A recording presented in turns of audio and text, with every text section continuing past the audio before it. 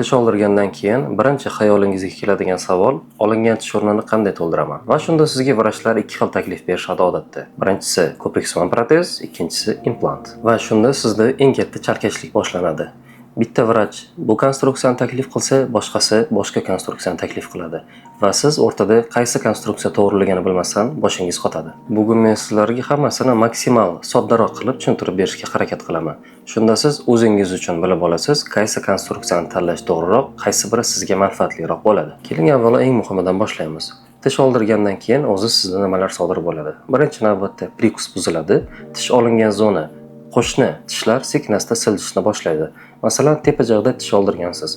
Qarama-qarshi pastki jag'dagi tish tepada qirishlik bo'lmaganligi sababli sekin-asta o'sishni boshlaydi. Tish oldirishdan oldin bu tish zonasi doimiy qon bilan ta'minlanib turiladi va tish oldirgandan keyin organizm bu zonani keraksiz zona deb hisoblaydi va sekin-asta u zonada suyak eniga va bo'yiga cho'kishni boshlaydi. Shuning uchun qaror qabul qilishdan oldin qimmatmi yoki arzonmi degan savol bilan emas, balki 10-15 yildan keyin sizda jag' holati, prikus holati qanday bo'lishini o'ylab turib, keyin qaror qabul qilganingiz ma'qul. Implant o'zi nima?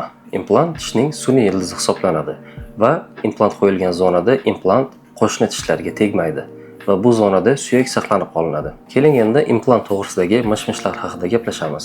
Ko'pchilik bemorlarimizdan kelib tushadigan savollar, implant rak keltirib chiqaradimi yoki implant qo'ydirgandan keyin MRT, MSKT diagnostikalarni qabul qilsam bo'ladimi? Bu savollarga aniq va tiniq javob, implant rak keltirib chiqarmaydi. Dunyo bo'yicha onkologiya bo'limiga implant sababli hali hech qanday bemor kelib tushmagan. Va ikkinchi savolga to'xtaladigan bo'lsak, implant hech qanday magnitga ta'sirchan emas. Chunki implant 4-avlod titan materialdan yasaladi.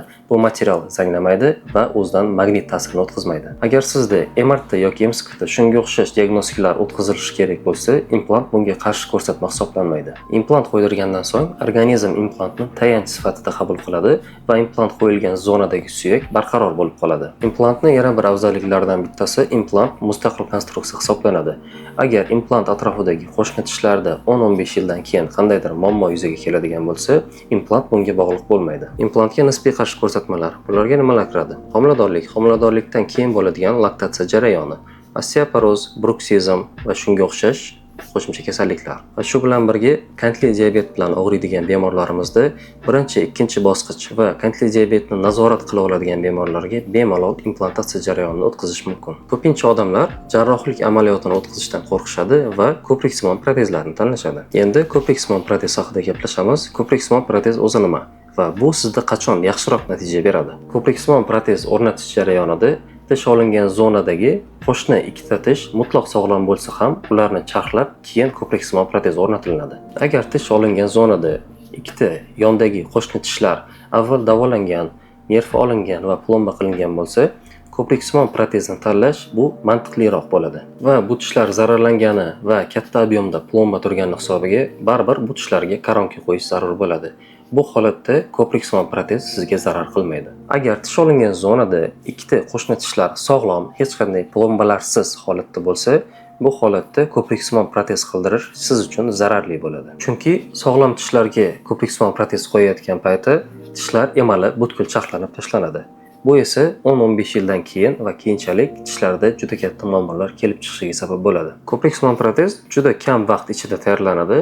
Koronkani tayyorlash uchun o'rtacha 5-7 kun vaqt ketadi. Endi narx haqida gaplashadigan bo'lsak, ko'priksimon protez yoki implant qaysi biri arzonroq va ko'proq vaqt xizmat qilib beradi? Ko'priksimon protez qo'ydirish jarayonida bitta dona koronka, sirkoniy dioksid eng yaxshi koronkadan qo'ydirsangiz, bitta donasiga nisbatan $200 narx chiqadi. Siz yo'qotilgan tish o'rniga 3 ta koronka qo'ydirishingiz zarur. Bu degani siz $600 xarajat qilasiz va bu shahar bo'yicha o'rtacha narx hisoblanadi. Endi implant sizga necha pulga aylanadi? Keling oldin buni ikkiga bo'lib olamiz. Implant, ya'ni tishni ildiz, sun'iy ildiz sohasi va uni ustiga qo'yiladigan koronka, ya'ni ko'pincha sirkoniy dioksid. Hozirgi kunda O'zbekistonda $150 dan $600 gacha har xil implant turlari mavjud. Implant qo'ydirishdan oldin 3D rentgen tasvirlari ko'rib chiqilib, suyagingiz baholanadi va shundan keyin sizga qo'yiladigan implantlar individual tanlanadi. Agar o'rtacha holatni oladigan bo'lsak, $250 yoki $300 atrofida implant qo'ydirasiz va undan so'ng implant ustiga qo'yiladigan sirkoniy koronkalar o'rtacha $200 atrofida va bunda siz to'liq bitta tish yo'qotilgan o'rnini tiklash uchun implant yordamida $500 pul sarflaysiz. Bu yuqorida aytilgan ko'priksimon protez va implant narxlarini bir-biri bilan taqqoslash xato. Chunki har bitta organizm individual va bir-biriga o'xshamaydi. Balkim sizda implant foydalanish jarayoni bundan arzonroq yoki qimmatroq bo'lishi mumkin. Bu hammasi suyakning holatiga bog'liq. Implant qimmat bo'lishi mumkin, lekin siz uzoq vaqt xizmat qiladigan va sifatli xizmat xohlasangiz, implant bu raqobatsiz konstruksiyadir. Ko'priksimon protezlar o'rtacha 7 yil, 10 yil xizmat qiladigan bo'lsa, implantlar 15 yil, 25 yil va undan ham ko'proq xizmat qilishi mumkin. Bu arzon va qimmat oyoq kiyim tanlagandek gap. Qaysi biri yaxshiroq va qaysi biri ko'proq xizmat qiladi, buni vaqt ko'rsatadi. Bu yuqoridagi gaplarim bilan sizga nimani yetkazmoqchiman? Ko'priksimon protez yoki implant tanlashdan oldin narxiga yoki operatsiya oldidagi qo'rquv sababli emas, balki qo'shni tishlar holati, prikus, suyakning holati, umumiy organizm holatini hisobga olgan holda tanlov qilsangiz, tanlov o'z-o'zidan aniq bo'lib qoladi. Bitta dona tish yo'qotilishi bu aslida muammo emas, lekin oddiy narsa ham emas.